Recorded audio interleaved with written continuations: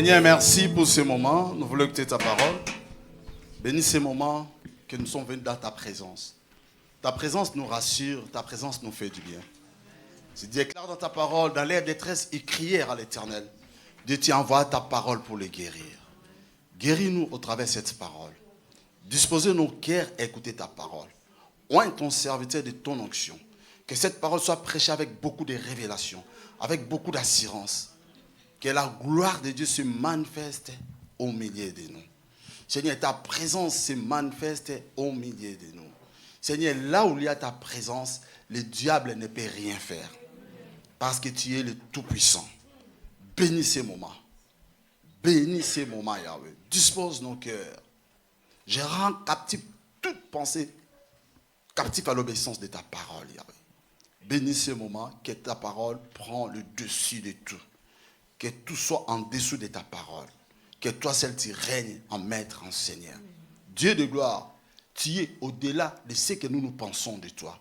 Tu es tout pour nous. C'est toi qui comptes pour nous. Que ton nom soit béni. Bénis ces moments. Au nom de Jésus, nous te disons Amen. Amen. Amen, hein? Amen. Cherche-moi 6 personnes bénies. Dis, je t'ai béni au nom de Jésus. Dis, je t'ai béni au nom de Jésus. Tu peux te déplacer. Dis, je t'ai béni.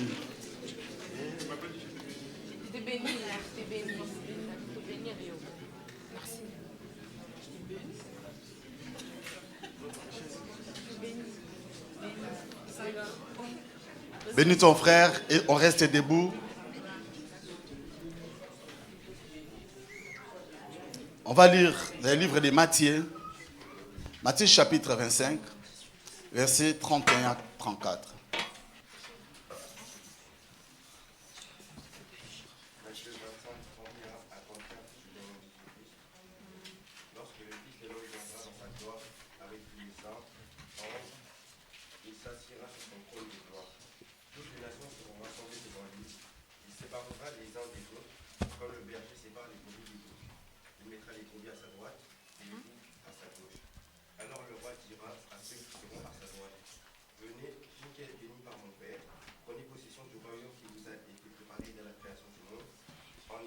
J'ai eu faim et vous m'avez donné à manger. J'ai eu soif et vous m'avez donné à boire. J'étais étranger et vous m'avez accueilli. Amen. On peut s'asseoir, merci. Que le Seigneur nous bénisse.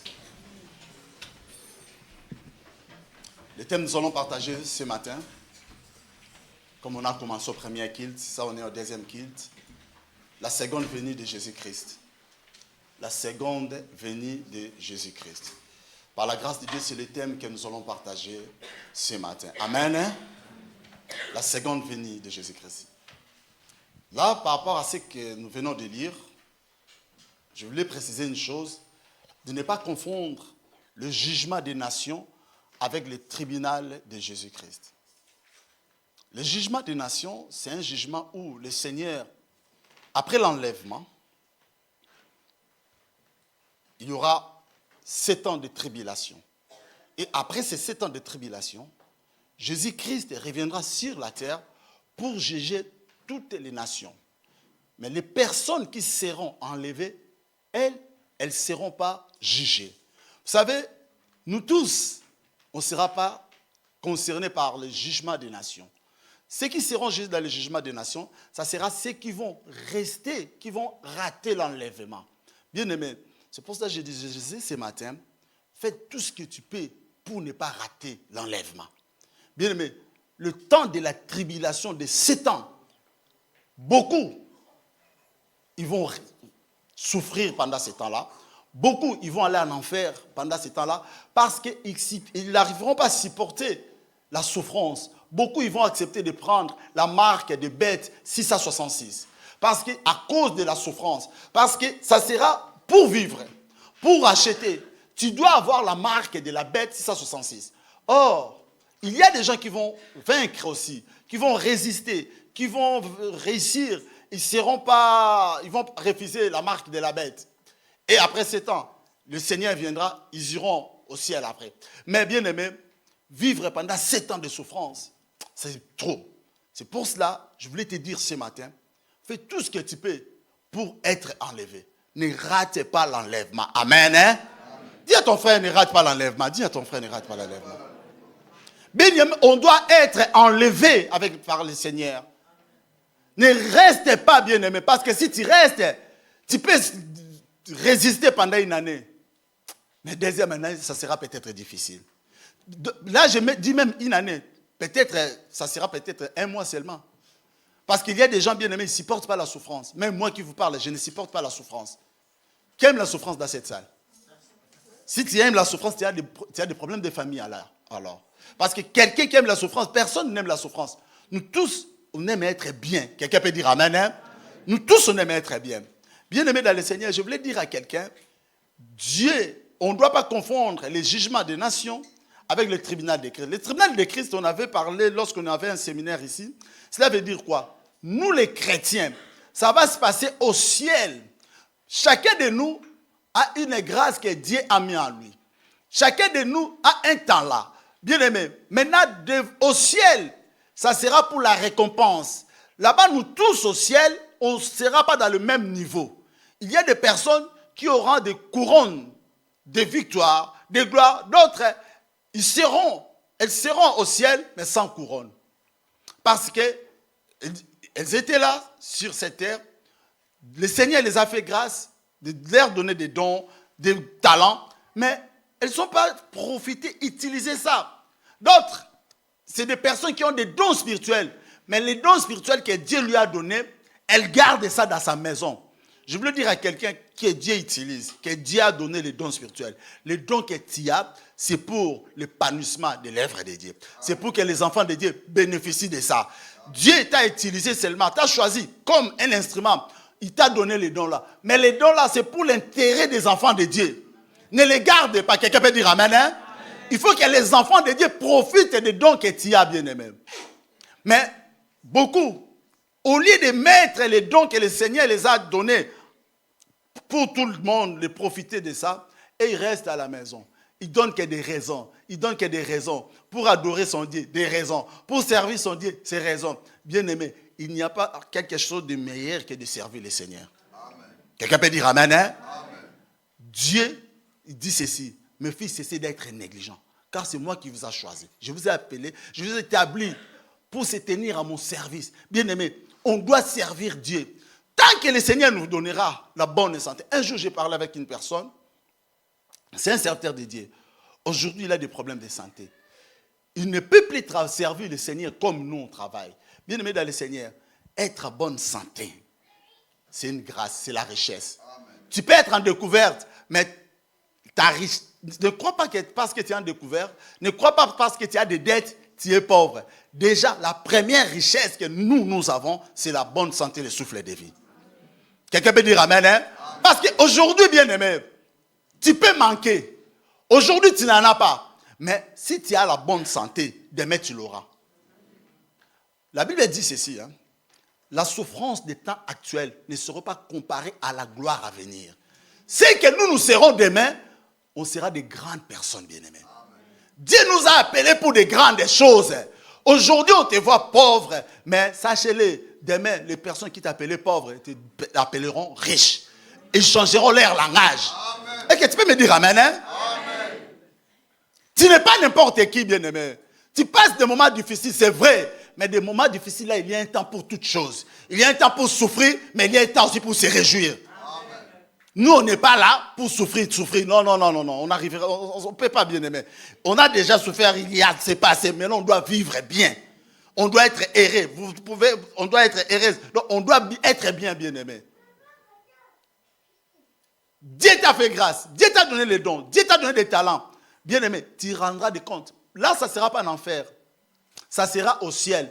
Cela ne veut pas dire que si tu passes au tribunal de Jésus-Christ, tu iras en enfer après. Non, il n'y aura pas question d'enfer là-bas. Ça sera pour la récompense. Le Seigneur va nous récompenser. Chacun de nous rendra compte à Dieu pour ses œuvres. Chacun de nous. Dieu t'a fait grâce. Il t'a donné des dons. Il t'a béni. Mais au lieu de mettre les dons là pour les enfants de Dieu, pour l'intérêt de Dieu, pour l'épanouissement de Dieu, mais toi tu gardes les dons là. Tu boudes même, tu poses même des conditions pour utiliser les dons là. Bien aimé, tu n'as pas besoin de poser des conditions pour mettre les dons que tu as pour les enfants de Dieu bénéficient de ça. Dieu nous a donné ça. Dieu t'a donné, mais sache-le, les dons appartiennent à Dieu. Toi, tu es simple personne que Dieu t'a donné, tu dois les mettre au service des enfants de Dieu. C'est pour cela, au ciel, au tribunal de Jésus, lorsqu'on sera enlevé, lorsqu'on sera au ciel, on passera, chaque chrétien, chaque croyant, il passera devant le tribunal de Jésus. Donc, le jugement des nations, ça n'a rien à voir avec le tribunal de Christ. Ça n'a rien à voir non plus avec le jugement devant les grands trônes, dans le jugement dernier. Parce que le jugement dernier, ça serait un jugement où on juge directement, tu vas en enfer.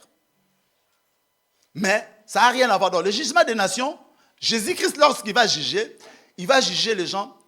La Bible dit ceci, on va lire ceci, au verset 31, la Bible dit,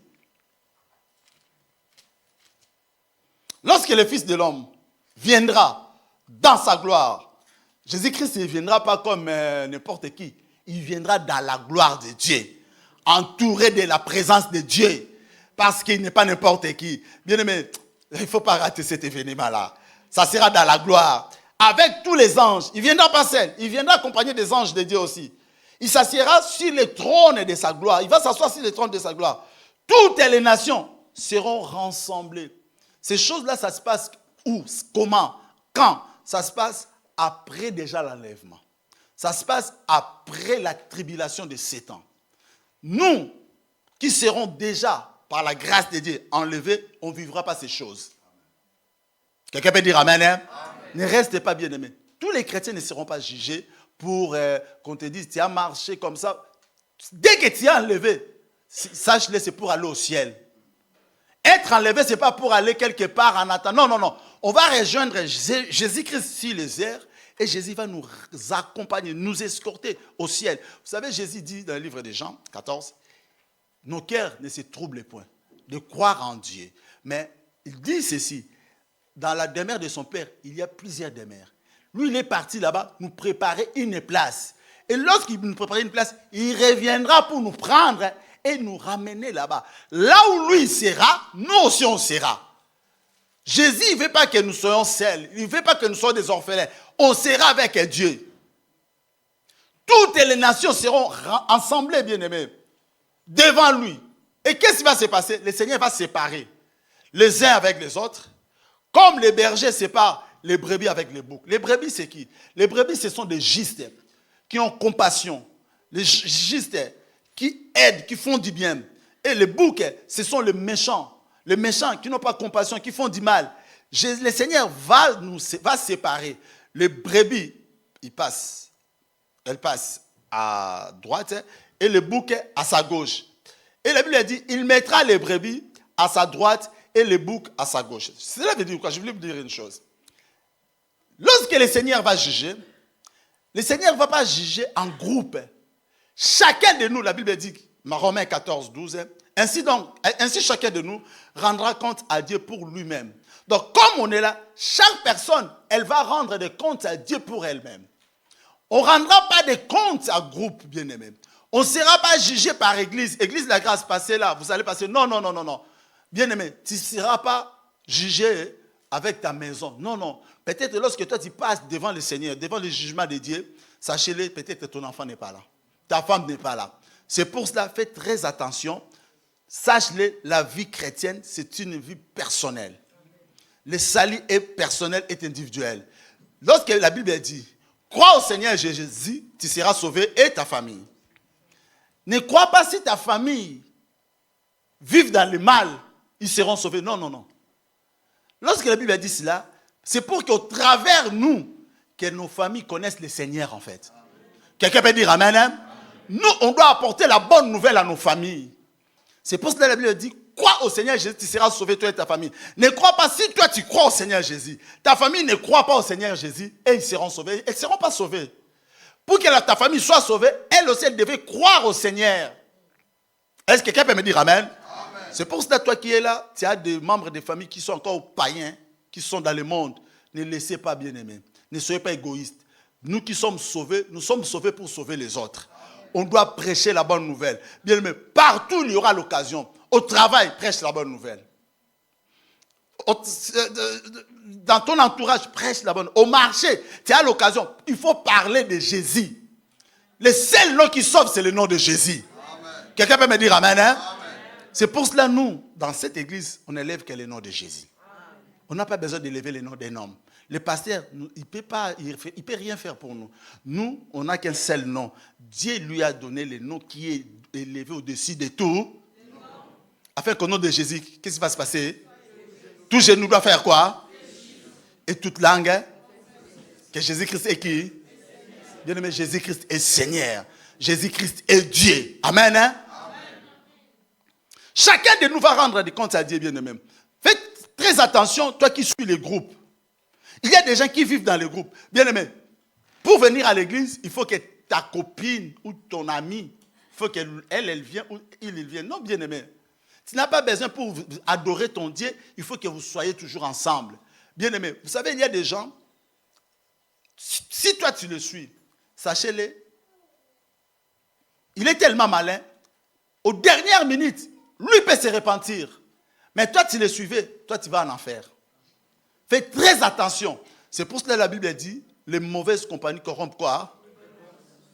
Attention aux amis qui sont... Il y a des amis, tu vas aller à l'église. Ah, on était à la fête hier, on dira dimanche après. Ah, bien aimé, pour aller à l'église, il faut appeler pour demander à tel, il ira ou pas. Bien aimé, le salut est personnel. Chacun de nous rendra compte à Dieu pour ses œuvres. Le Seigneur, il va séparer les brebis, il les met à droite, les boucs à gauche. On ne sera pas ensemble, les responsables de l'église de la grâce, passer devant Dieu. Là, tu donneras raison, Seigneur, c'était à cause de ma femme. C'est ma femme qui... Oh, bien aimé.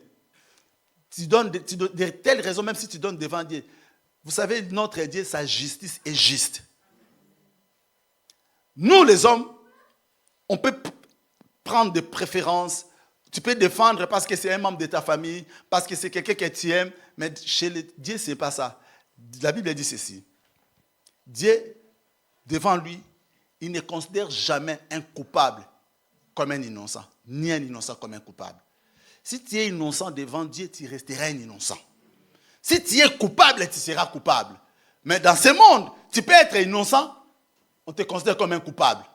Vice versa. Mais devant Dieu, ce n'est pas comme ça. Le Seigneur va séparer. Il séparera les uns d'avec les autres. Comme les bergers séparent les brebis d'avec les boucs. Il mettra des brebis à sa droite, donc le juste, et les boucs à sa gauche, les méchants. Alors, le roi dira à ceux qui seront à sa droite, venez vous qui êtes bénis de mon Père. Donc les justes, ils sont bénis de Dieu. Nous les justes, on est bénis de Dieu. Bien aimé, tu es juste. Quelqu'un peut dire amen, hein? Peut-être beaucoup de gens ne savaient pas que, bien aimé, le sang de Jésus-Christ nous a justifiés. Le sang de Jésus-Christ a coulé à la croix pour nous justifier. Tu es juste si tu ne sais pas. Ne te présente pas devant Dieu. Oh Seigneur, pauvre pécheur que je suis. Bien aimé, tu es déjà pauvre pécheur. Tu sais que Dieu ne résout pas les prières des pécheurs. Vous savez, il y a des gens qui prient comme ça. Seigneur, tu crois que ça c'est l'humilité? C'est l'ignorance. On n'est pas des pauvres pécheurs. Tu es pauvre pécheur si tu demeures dans les péchés. Mais nous, on est des personnes, si on fait quelque chose, on se lève. Je tombe, je me lève. Je fais une erreur, je dis Seigneur, pardonne-moi. La Bible dit ceci dans le livre de l'Ecclésiaste. Qu'en tout temps, vos vêtements soient blancs et que l'huile ne manque pas sur votre tête. Nous, on doit marcher dans une vie de sanctification. Bien aimé, tu commets un péché, n'attends pas pour venir demander pardon à l'église. Pendant que tu vas prendre ta voiture, Jésus revient. Tu rates l'enlèvement. Là où tu le fais, tu as des mauvaises pensées dans ta chambre, tu demandes Seigneur, pardonne-moi. Au travail, n'attends pas arriver à la maison pour rentrer dans ta chambre et pour commencer à prier Seigneur, pardonne-moi. Non. Là où tu as fait quelque chose qui ne plaît pas au Seigneur, tu demandes pardon. Le Seigneur va choisir. Et au verset 34, alors le roi dira à ceux qui seront à sa droite, les justes, les brebis, venez vous qui êtes bénis de mon Père, prenez possession du royaume qui vous a été préparé dès la fondation du monde. Dès la fondation du monde, le Seigneur déjà, il avait réservé une place au ciel pour nous. Au paradis, moi j'ai ma place. Est-ce que toi aussi tu as ta place? Même si ici, tu es locataire, mais sache-le, tu es propriétaire au ciel. D'abord, que ça soit le propriétaire, tous, on laissera ça dans ce monde. On n'amènera rien au ciel. C'est pour cela qu'il ne faut pas s'entretuer pour les choses de ce monde. Vanité de vanité. Quelqu'un peut dire Amen, hein? Amen. Tu as une villa, je ne sais pas si c'est de 24 hectares, si c'est 50 hectares au ciel. Tu en as au ciel. Parce que Jésus-Christ est parti. Il y a plusieurs demeures au ciel là-bas. Il est parti nous préparer une place.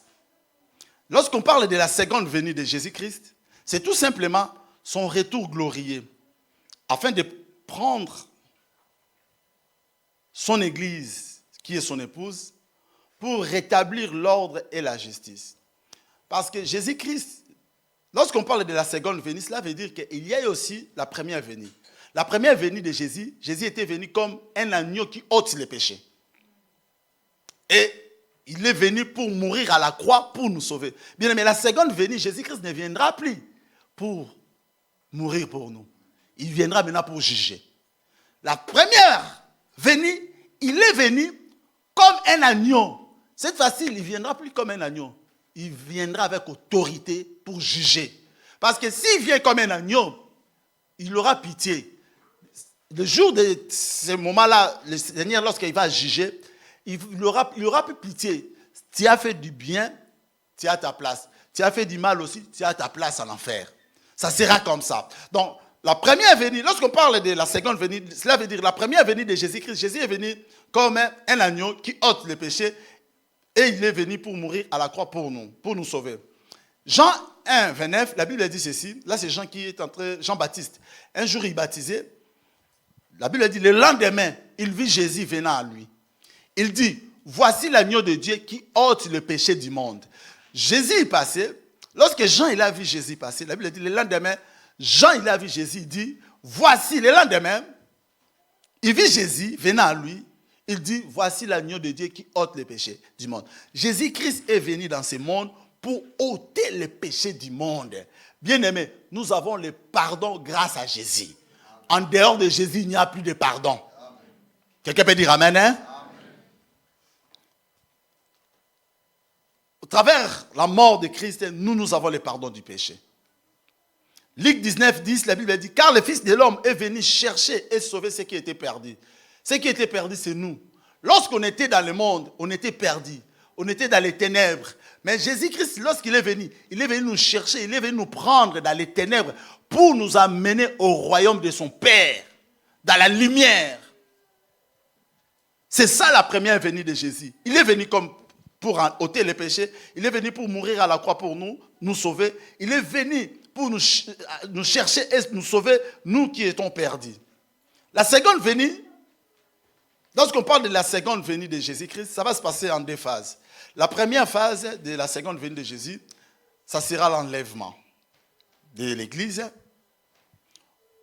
Dans la première phase, lorsqu'on parle de l'enlèvement, ça sera les croyants, les chrétiens seront enlevés et ils vont rejoindre le Seigneur dans les airs.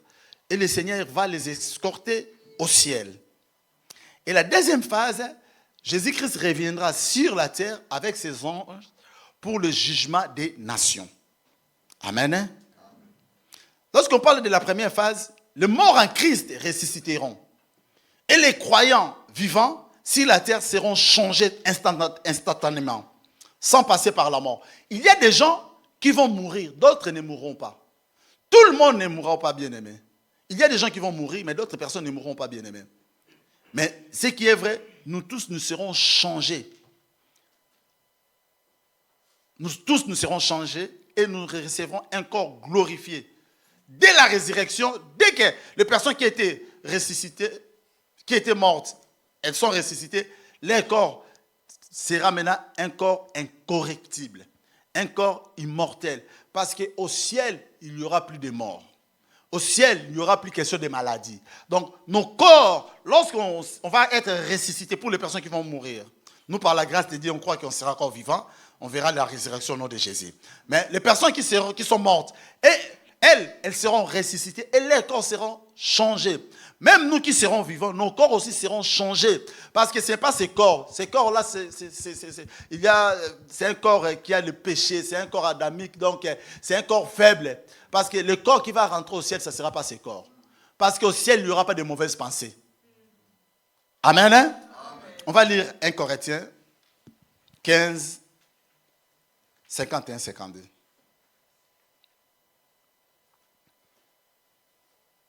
Corinthiens 15, 51, 52, je lis au nom de Jésus-Christ.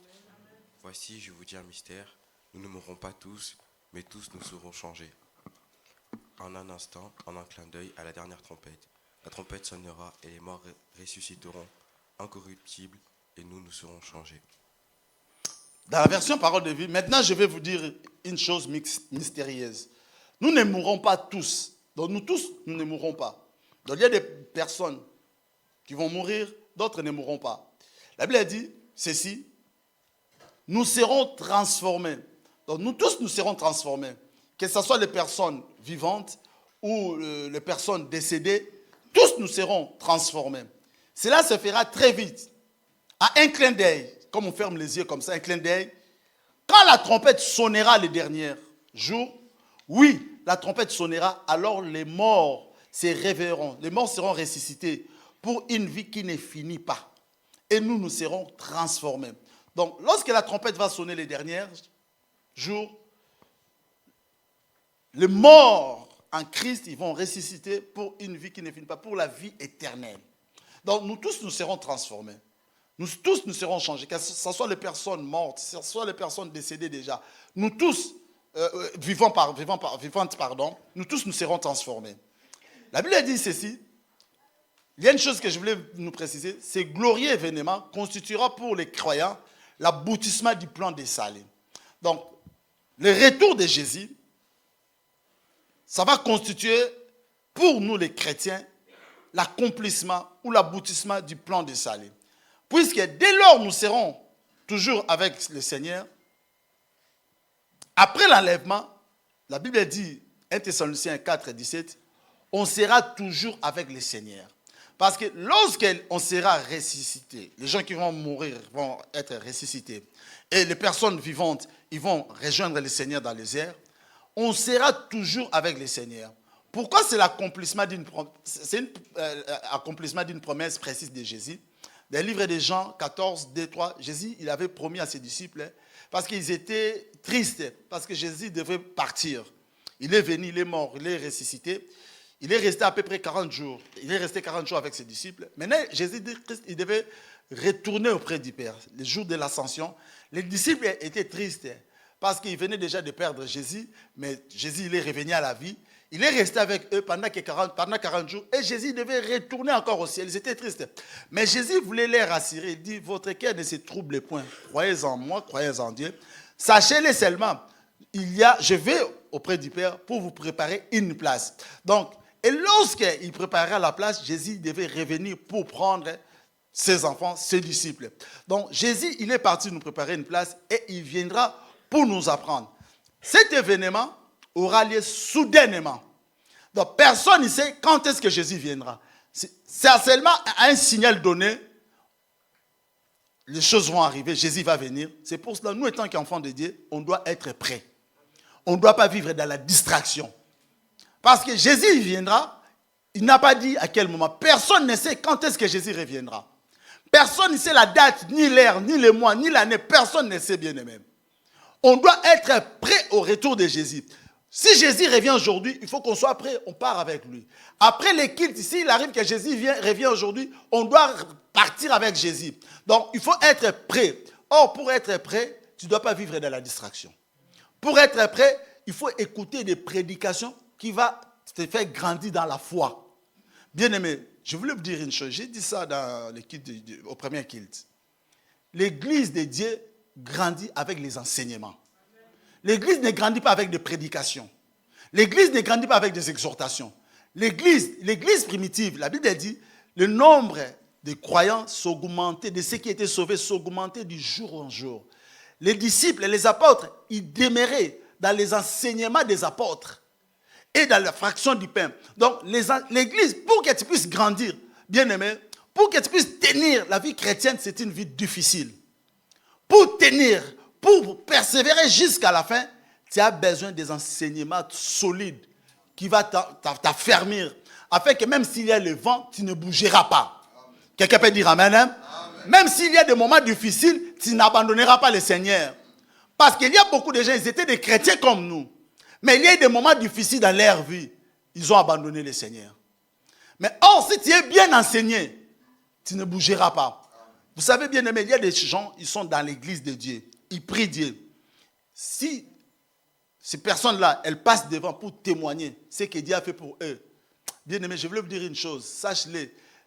Tu diras non, non, non. Si j'étais à sa place, je ne pourrais pas tenir. Mais ils n'ont pas abandonné. C'est des personnes qui ont passé des moments difficiles dans leur vie. Mais ils n'ont pas trahi le Seigneur. Vous savez, on doit être fidèle à Dieu. Lorsque tu passes des moments difficiles, tu retournes le dos, tu vas commettre les péchés, sache-le, c'est la trahison envers Dieu. On doit rester fidèle. Comme on avait dit hier dans la journée des adultes, la fidélité dans les couples, on ne doit pas être seulement fidèle dans les couples, mais on doit être aussi fidèle à Dieu. Meilleur couple, c'est les couples qu'on forme avec le Seigneur. Là, c'est jusqu'au ciel, hein? Parce que nos couples de ce monde-là, ça finira, ça restera ici. Déjà, si on peut rester fidèle dans le couple de ce monde, et pour ce qui est céleste, on doit être plus encore bien aimé. On ne doit pas trahir. Quand est-ce qu'il y a la trahison? Lorsqu'on désobéit à Dieu. C'est là la trahison. On va lire un passage, Matthieu 24, 44.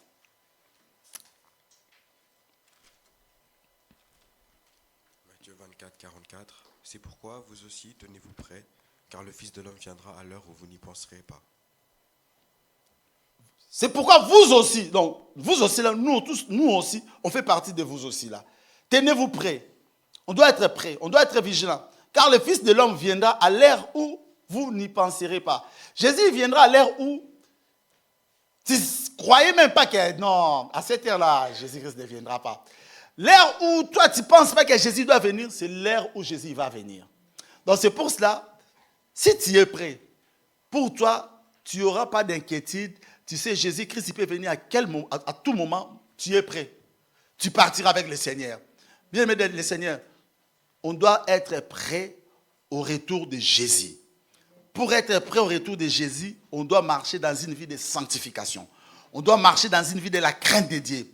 On doit aimer les choses saintes.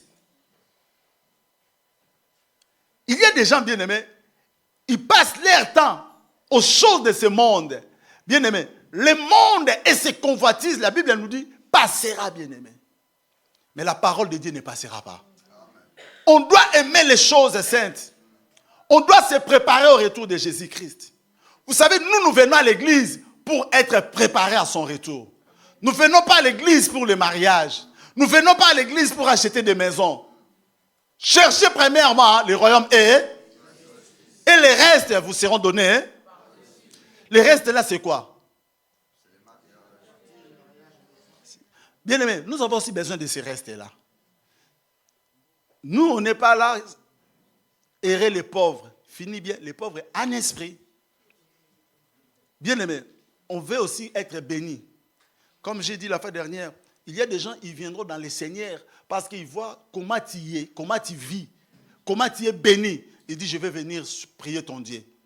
Pourquoi les féticheurs, ils ont des clients beaucoup? Pourquoi? Parce qu'on les amène. Ils voient, il a beaucoup de voitures, il a beaucoup de maisons.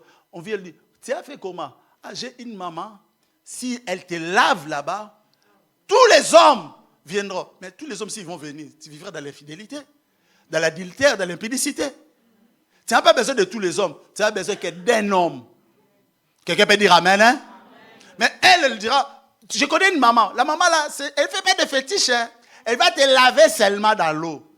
L'eau là, c'est là où il y aura tes liens. L'eau là, c'est là où il y aura des maris de nuit dans l'eau là. Quelqu'un peut dire amen, hein? Toi, tu dis, on m'a lavé. On me propose des riches, ils viennent. Les riches là, ils viennent. Parce qu'il y a un démon qui est en toi. Mais on ne t'avait rien donné à manger. J'ai rien mangé. Hein? Mais il m'a donné seulement je vais laver avec l'eau. L'eau là, tu mets ta vie dans des problèmes parce que tu as envié quelqu'un. C'est pour cela, bien aimé, il ne faut jamais envier les gens. Contentons-nous de ce que Dieu nous donne. Aujourd'hui, peut-être tu n'en as pas, mais demain tu l'auras. Parce que dès que tu vas voir, vous savez, Asaph, il y a un homme de Dieu, Asaph, dans le psaume 73, il a failli abandonner le Seigneur parce qu'il enviait les riches. Beaucoup des enfants de Dieu aujourd'hui, nous les enfants de Dieu, on souffre. Regarde, lui là, il ne crée même pas Dieu. Mais il a ça, il a ça. Bien aimé, lui, il a ça là. Tu sais comment il a eu ça? Vaut mieux d'avoir un pain sec avec la paix, avec la crainte de Dieu, que de manger la viande avec les péchés et aller en enfer. Vanité de vanité. Quelqu'un peut dire amen, hein? On doit être prêt, bien aimé. Quelqu'un qui est prêt, il ne peut pas vivre dans la distraction. Les choses de Dieu, tu n'aimes pas. Mais s'il y a le deuil, tu es là. S'il y a la fête, même si on ne t'a pas invité, tu es là. Mais les choses de Dieu, tout le temps, des raisons, bien aimé. Tant que le Seigneur nous fera grâce. Vous savez, fais un tour dans des hôpitaux, bien aimé. Tu verras comment les gens souffrent. Il y a des gens, d'autres personnes, pour aller aux toilettes, il faut appeler les infirmiers. D'autres, ils ne mangent pas comme toi tu manges. Ce sont les appareils, les sondes, tout. D'autres, vous savez, un jour j'ai vu quelqu'un avec son appareil respiratoire. Il y a des gens qui marchent avec, ils respirent avec ça. Bien aimé, avoir le souffle de vie gratuitement, sans appareil, c'est la grâce de Dieu. Amen. On n'est pas plus meilleur qu'eux, mais Dieu nous a fait seulement grâce. Bien aimé, notre meilleure richesse, c'est la bonne santé, le souffle de vie. Tant que tu es en bonne santé, dis Seigneur merci. Le reste viendra, bien aimé. La maison, là, tu cherches, là, viendra. Mais tu ne vas pas tuer les gens pour acheter des maisons. Tu ne vas pas sacrifier tes enfants pour devenir riche. Non, tu ne vas pas faire ça. Tu deviendras riche par la grâce de Dieu sans tuer quelqu'un. On est déjà des riches, bien aimés. Que les pauvres disent que je suis. Et les faibles disent que je suis. Quelqu'un peut dire amen, hein? C'est ça la foi, bien-aimée. Vous savez, la femme Sunamite, son enfant était mort. Son mari lui dit, tu vas où pour chercher l'homme de Dieu? Il a dit, tout va. Mais en réalité, comme ça, tout n'allait pas bien. Mais par la foi, tout va bien. Parce qu'il savait que le Dieu, bien-aimé, si tu connais le Dieu que toi tu pries, si tu as confiance en ton Dieu, qu'il pleuve, qu'il neige, même tout le monde dit, va, lui là, c'est fini. Mais toi, tu dis, ce n'est pas encore fini. Mon Rédempteur est vivant. Il s'élèvera le dernier. Il viendra à mon secours et il changera ma situation. Je voulais dire à quelqu'un, toi qui es présent en ces lieux, sache-le, le Seigneur changera ta situation. Quelqu'un peut dire amen, hein? Dis à ton frère, le Seigneur changera ma situation. Dis-lui.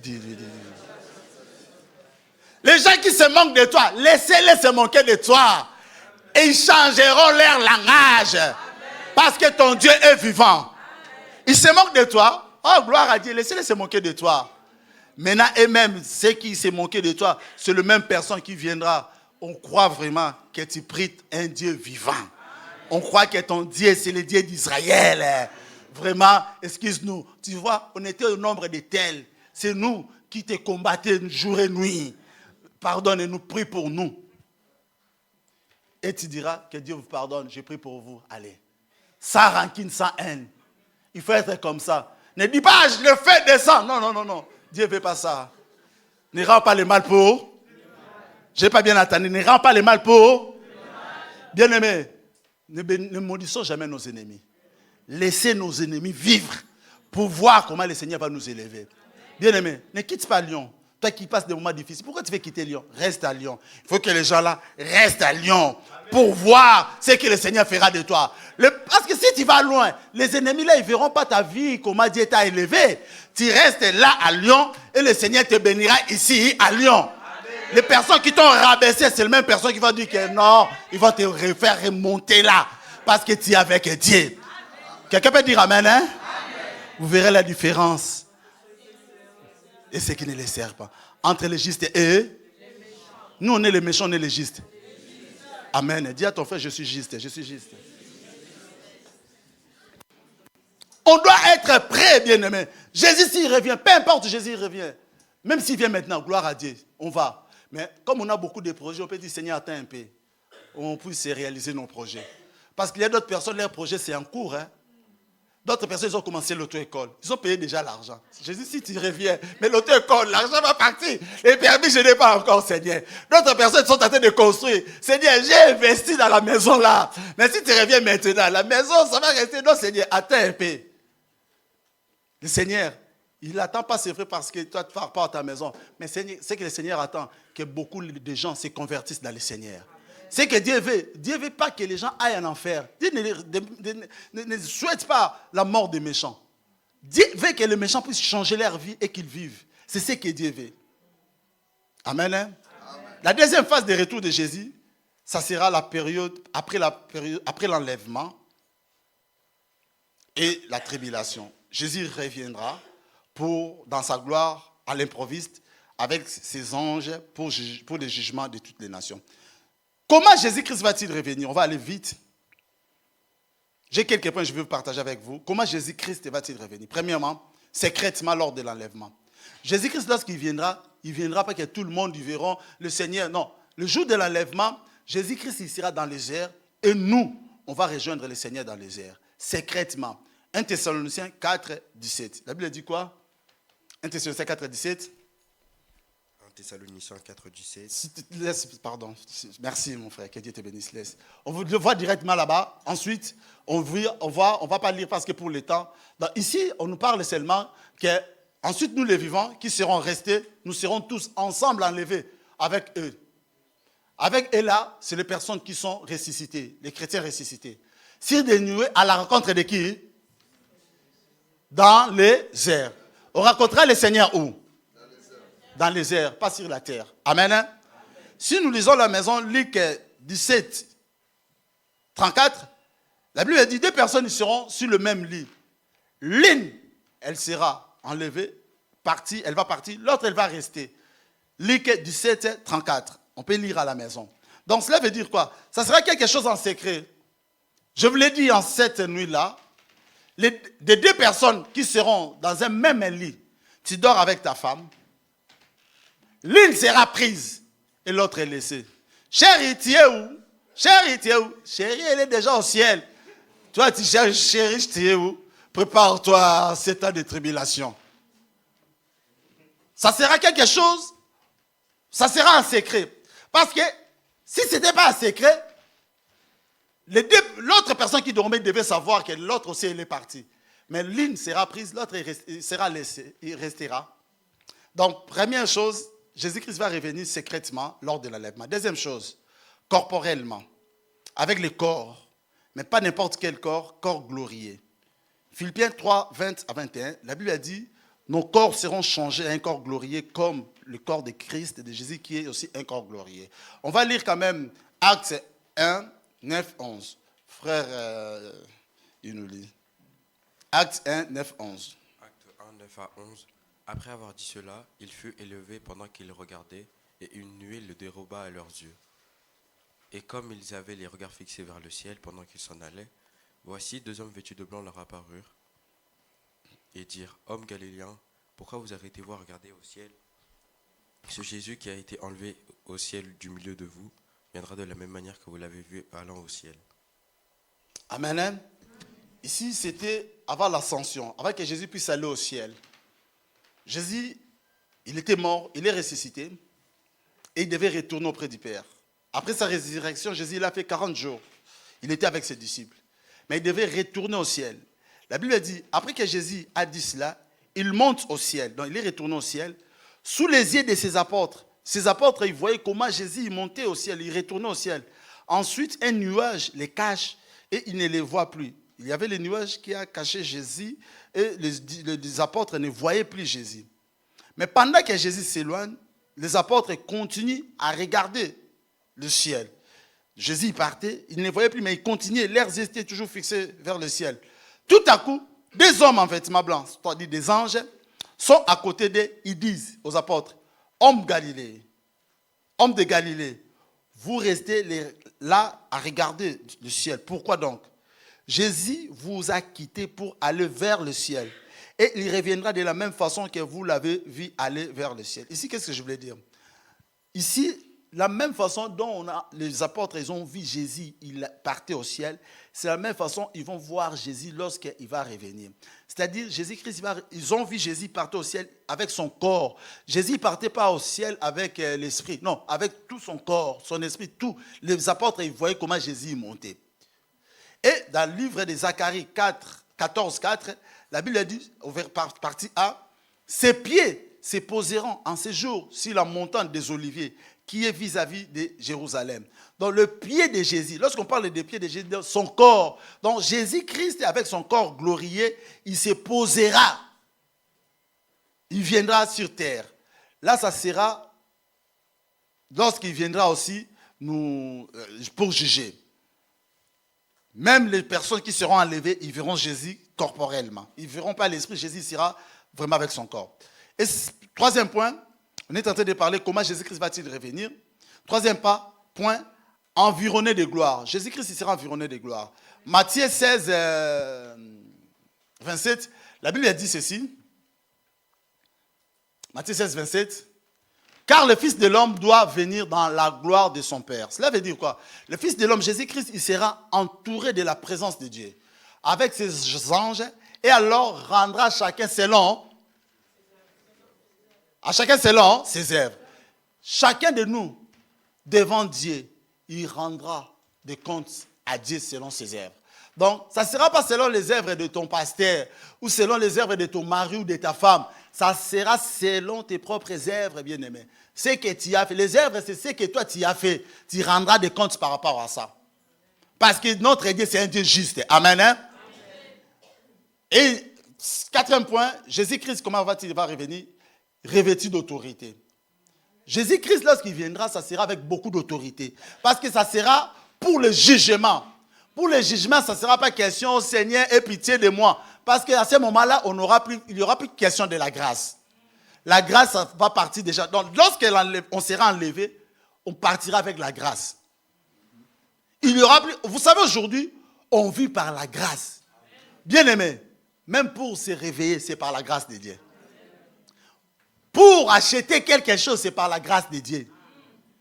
Si ce n'était pas la grâce, même pour demeurer dans la vie chrétienne, bien aimé, c'est par la grâce. Vous savez combien de gens, ils ont connu le Seigneur au même moment que toi. Aujourd'hui, ils sont des païens.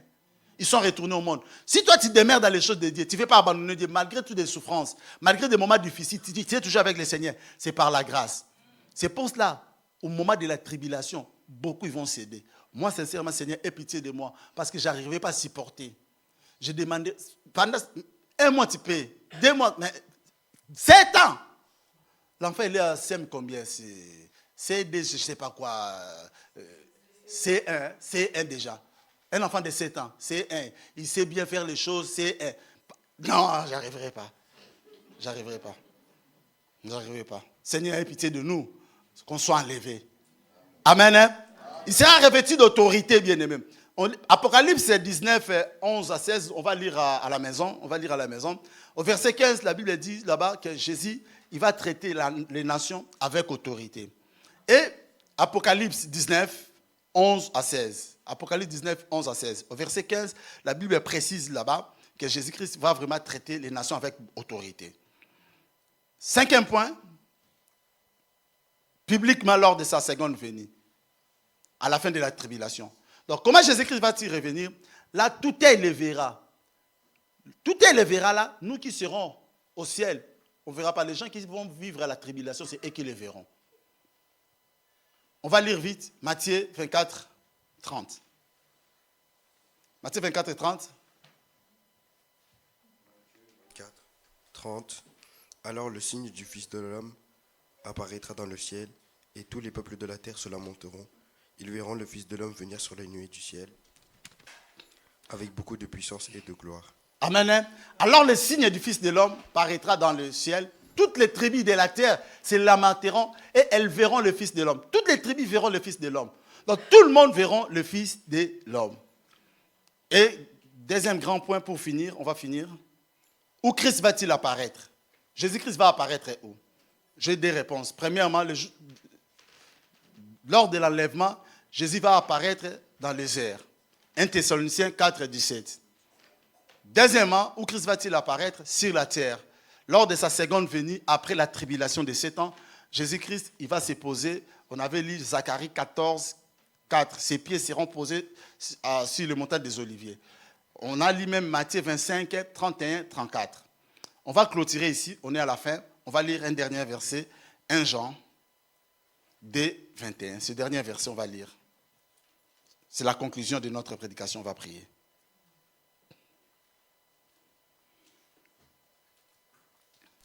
1 1 Jean 2, 28. 1 Jean 2, 28. Et maintenant, petits enfants, demeurez en lui. Ainsi nous aurons de l'assurance lorsqu'il apparaîtra. Nous n'aurons pas la honte d'être loin de lui lors de son retour. Amen.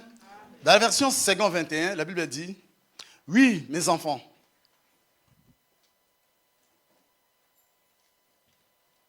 Dans la version 2:21, la Bible dit, et maintenant, petit enfant, demeurez en lui. On doit demeurer dans le Seigneur. On doit demeurer avec Jésus. Ainsi, nous aurons de l'assurance lorsqu'il paraîtra. Si on demeure dans le Seigneur, lorsque Jésus viendra, bien aimé, on aura l'assurance. Vous savez, quelqu'un qui a l'assurance, hein? Vous savez, si tu as le permis de conduire, tu vois la police, bien aimé, ton cœur sera tranquille, tu ne peux pas savoir. Mais si tu n'en as pas, bien aimé, tu peux commencer à trembler toi tout seul, bien aimé. Vous savez, un jour, je voulais apprendre à conduire. Il y a un membre de ma famille, il est venu pour m'apprendre pour conduire. Bien aimé, j'ai pris les volants. Je n'avais pas les permis. Qu'est-ce qui s'est passé, bien aimé? Tellement j'avais peur. Je n'avais pas l'assurance, j'avais rien, je n'avais pas les permis. Je tremblais moi-même. J'amenais la voiture comme ça. Bien aimé, il faut féliciter les personnes qui conduisent, même n'ont pas le permis, mais elles conduisent bien. Tu dis, ah, quelle audace, quel courage. Bien aimé, depuis ce jour-là, j'ai dit, je ne toucherai plus la voiture jusqu'à ce que j'aurai les permis. J'avais peur moi-même. C'est comme quelqu'un qui n'a pas les papiers. Lorsqu'il voit la police, bien aimé, la police, ils sont là-bas, lui, il va dans l'autre porte là-bas. Mais si tu as tes papiers, tu as un ordre, tu as l'assurance. Coucou, mais c'est le policier. Parce que tu attends, il te demande, tu lui montres. C'est l'assurance. Bien aimé, si tu es avec Jésus-Christ, tu crains Dieu. Jésus peut venir n'importe quel moment. Tu es tranquille, il vient, j'irai au ciel.